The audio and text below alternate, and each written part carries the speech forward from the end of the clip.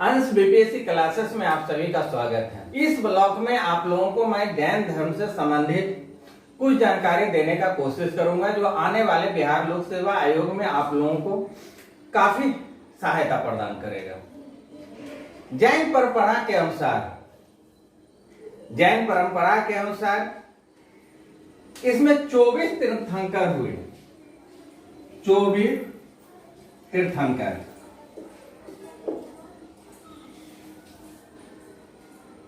हम कहेंगे कि महावीर जैन धर्म के प्रमुख संस्थापक नहीं थे, बल्कि महावीर जैन धर्म के वास्तविक संस्थापक थे।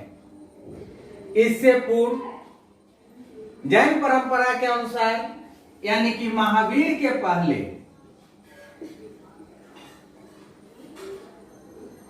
23 तीर्थंकर हो चुके थे। अर्थात कि जो महावीर हैं वह 24वें तीर्थंकर हैं। प्रथम तीर्थंकर जो हुए वह थे ऋषभदेव, या तो हम उनको आदिनाथ भी कह सकते हैं। 23वें तीर्थंकर अर्थात कि 2 से लेकर के 22 तक के तीर्थंकरों की जो बात आती है वह एग्जामिनेशन में नहीं के बराबर पूछा। आज तक मैंने कभी भी नहीं देखा कि उससे किसी तरह का क्वेश्चन आया हो, लेकिन प्रथम 23 में और 24 में इससे संबंधित ही जो प्रश्न है वो पूछे जाते हैं। तो 23वें तीर्थंकर पार्श्वनाथ हुए। पार्श्वनाथ जो हैं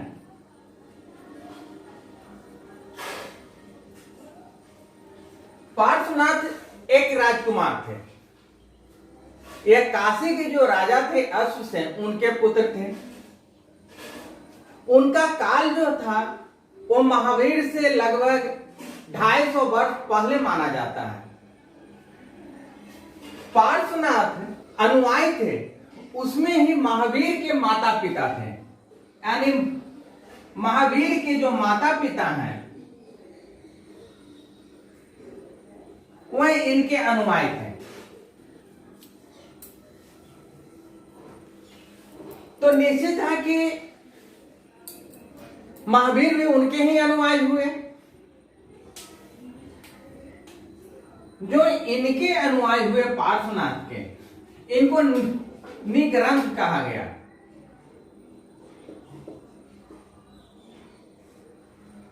इसलिए महावीर भी आगे चल करके निग्रंथ ही कहलाए। कारण था कि महावीर भी पार्श्वनाथ के ही अनुयायी हुए हैं। पहला तीर्थंकर जो है उसका जो चिन्ह है, जो एग्जामिनेशन के दृष्टि से बहुत महत्वपूर्ण है, वो है वृषभ। इसका जो संकेत है तो हम चिन्ह कर लें, वह है वृषभ अर्थात कि सांप। सिंधु घाटी सभ्यता जब आप पढ़े होंगे, प्रथम तीर्थंकर जो हुए ऋषभदेव, या तो हम आदिनाथ जिनको कहते हैं, इनका जो प्रतीक चिन्ह है वो वृषभ है। वृषभ कहने का अर्थ है कि ये सांड है। दूसरा जो एग्जामिनेशन के दृष्टि से महत्वपूर्ण है वह है पार्श्वनाथ। इनका जो प्रतीक चिन्ह है वह है सर्प,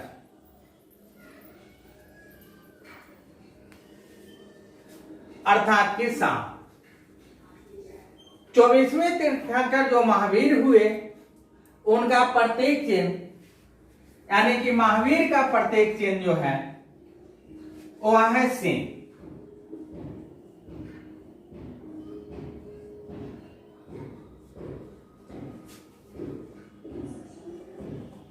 आपको जो एग्जामिनेशन में कभी कभी यह भी पूछ बैठता है कि महावीर के जो प्रतीक चिन्ह है क्या है, या पार्श्वनाथ के प्रतीक चिन्ह क्या है, या आदिनाथ या ऋषभदेव के प्रतीक चिन्ह क्या है। ये 3 ऐसे हैं जो आपको एग्जामिनेशन के दृष्टि से महत्वपूर्ण है, जिसको मैं आप लोग को बता रहा हूं, और जो 2 से लेकर के 22 तक है, जिसमें हमें कभी एग्जामिनेशन में नहीं आया, इसलिए मैं उसको छोड़ करके चल रहा हूं। अब हम लोग देखते हैं महावीर स्वामी का या वर्धमान महावीर का जीवन के बारे में कुछ जानकारी लेते हैं, जो कि बहुत महत्वपूर्ण साबित होगा।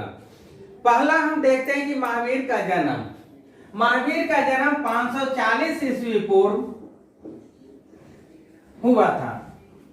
इनके जन्म 540 ईस्वी पूर्व वैशाली के निकट एक कुंडल ग्राम जगह है, जहां ज्ञात्रिक क्षत्रिय परिवार में हुआ था।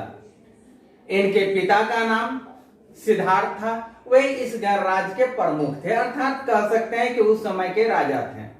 तथा इनकी जो माता हुई वो लिच्छवी की गणराज्य की जो प्रमुख होते थे चेटक, उनकी बहन थी त्रिशला।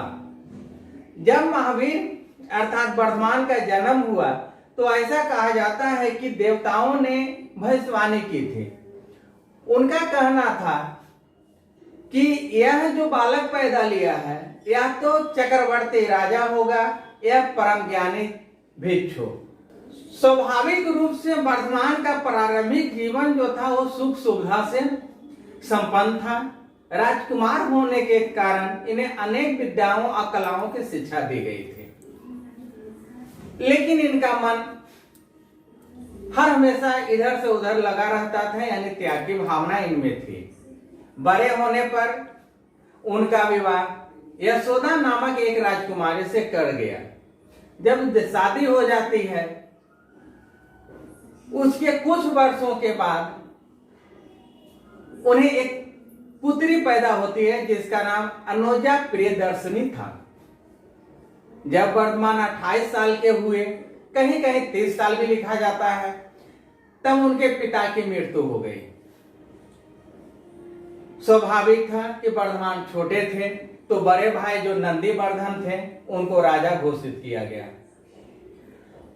वर्धमान प्रारंभ से ही चिंताशील थे, यानी कि कहीं भी बैठते थे तो सोते रहते थे। अब उनमें त्याग की भावना जागृत होने लगी थी। अंततः वे अपने बड़े भाई अर्थात कि जो उस समय के राजा थे उनसे आज्ञा लेकर करके 30 साल की आयु में गिरि त्याग दिया और निर्ग्रंथ भिक्षु का जीवन धारण कर तपस्या में लीन हो गए। जैन परंपरा के अनुसार, साथ ही साथ जैन ग्रंथ कल्पसूत्र से हमें ज्ञात होता है कि ज्ञान प्राप्ति के लिए उन्होंने बहुत कड़ी तपस्या की थी। 1 वर्ष 1 महीना के उपरांत उन्होंने वस्त्र को त्याग दिया। अब वे बिल्कुल नंगे हो गए।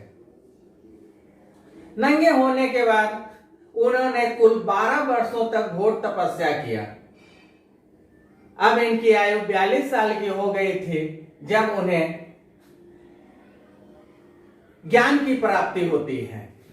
यह ज्ञान की प्राप्ति जाम्भी ग्राम के निकट ऋतु पालिका नदी के तट पर साल वृक्ष के पेड़, जो साल वृक्ष था उसके नीचे बैठ करके तपस्या करते हुए इन्हें प्राप्त हुई।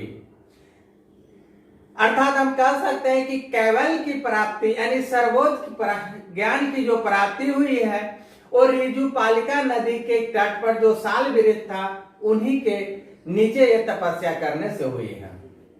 इस कारण इन्हें कैवल्य की उपाधि दी गई। अपने समस्त इंद्रियों को जीते, जिसके कारण इन्हें जीन कहा जाने लगा। अपरिमित पराक्रम दिखाने के कारण इनका नाम महावीर पड़ा, यानी कि अब इनका नाम महावीर पड़ता है, पहले इनका नाम वर्धमान था। ज्ञान प्राप्ति के बाद ये कौशल, मगध, मिथिला, चंपा आदि जो उस समय के जनपद थे वहां घूम घूम कर अपने धर्म का प्रचार करना स्टार्ट किए। एक कालक्रम में लगभग 30 सालों तक ये करते रहे। अंततः 72 वर्ष की आयु में 468 ईस्वी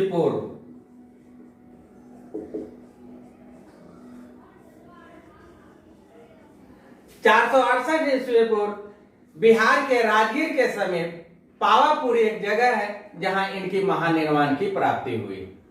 अर्थात ये उनका एक शॉर्ट जीवनी है। अब हम जैन धर्म के सिद्धांत को देखेंगे। जैन धर्म में यह कहा गया है कि संसार जो है वो दुख मूलक है। मनुष्य जरा अर्थात की वृद्धावस्था तथा मृत्यु से ग्रस्त है। स्वाभाविक सी यह बात है, प्रकृति का नियम है कि जो आया है वो जाएगा, यानी जो जन्म लिया है उसकी मृत्यु होगी। इसी चीज को जैन धर्म में माना गया है। जैन धर्म कहता क्या है कि संसार त्याग तथा संन्यास ही मनुष्य को सच्चे सुख की ओर ले जा सकता है। अर्थात आप कपड़ा त्याग दीजिए, खाना त्याग दीजिए, वो आपको सच्चे सुख की ओर ले जाएगा। इस धर्म के अनुसार सृष्टि का रचयिता ईश्वर नहीं है, यानी कि यहाँ ईश्वर को नहीं माना जा रहा है, लेकिन संसार को ये मानता है, कहता है कि संसार एक वास्तविक तथ्य है, यानी कि संसार है जो अनादि काल से विद्यमान है और अनादि काल तक रहेगा। संसार के सभी प्राणी अपने कर्म के अनुसार विभिन्न योनियों में जन्म लेते हैं, अर्थात कि जो उनका संचित कर्म है, जो उन्होंने कर्म किया है, उसी के अनुसार उनको जन्म मिलता है। साथ ही साथ वो कर्म फल भोगते हैं, यानी जैसा कर्म करेंगे वैसा फल देगा भगवान वाली बात वहां उत्पन्न होती है। कर्म फल ही जन्म तथा मृत्यु का कारण है, यह कहते हैं।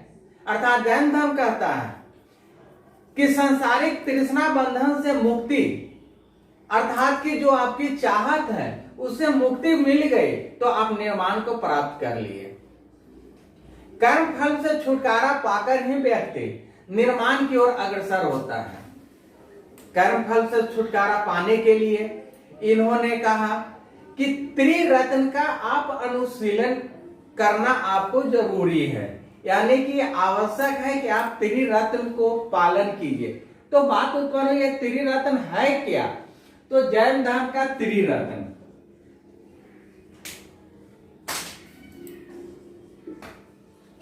जैन धर्म का जो है त्रिरत्न, ये त्रिरत्न क्या है? तो पहला जो है वो है सम्यक दर्शन, दूसरा जो है वो है सम्यक ज्ञान, और तीसरा जो है वो है सम्यक आचरण। यह तीन चीज उसका त्रिरत्न है।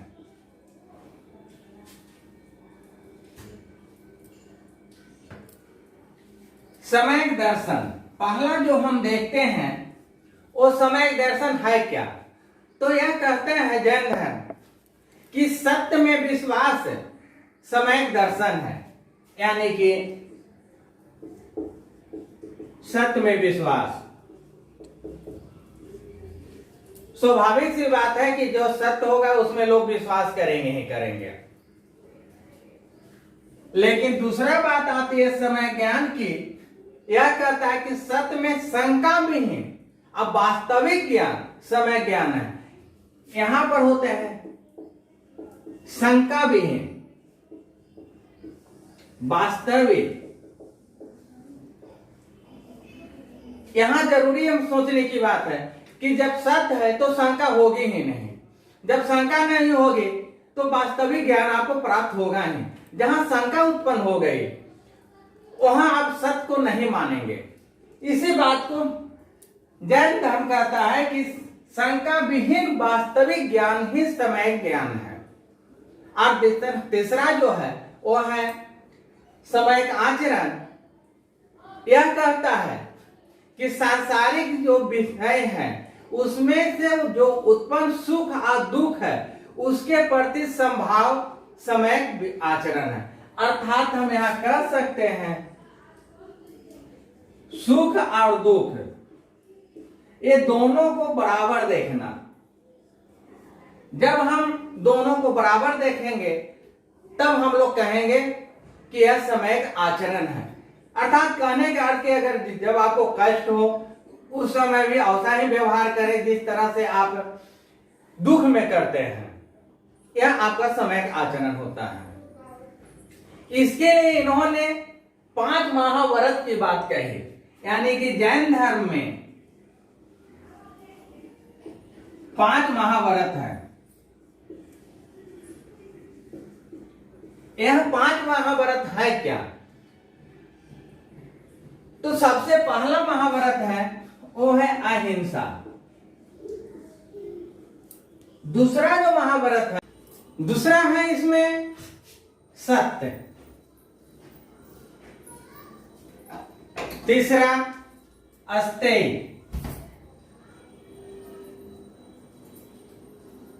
और चौथा जो हुआ वो है अपरिग्रह।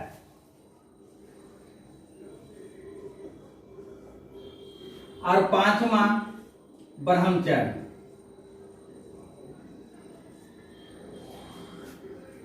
ये जो 5 महाव्रत हैं, इनमें से 4 जो महाव्रत थे वो पार्श्वनाथ के दिए हुए थे, यानी कि पहले से थे ये 4। अरे 5वां जो महाव्रत है ये महावीर के द्वारा दिया गया।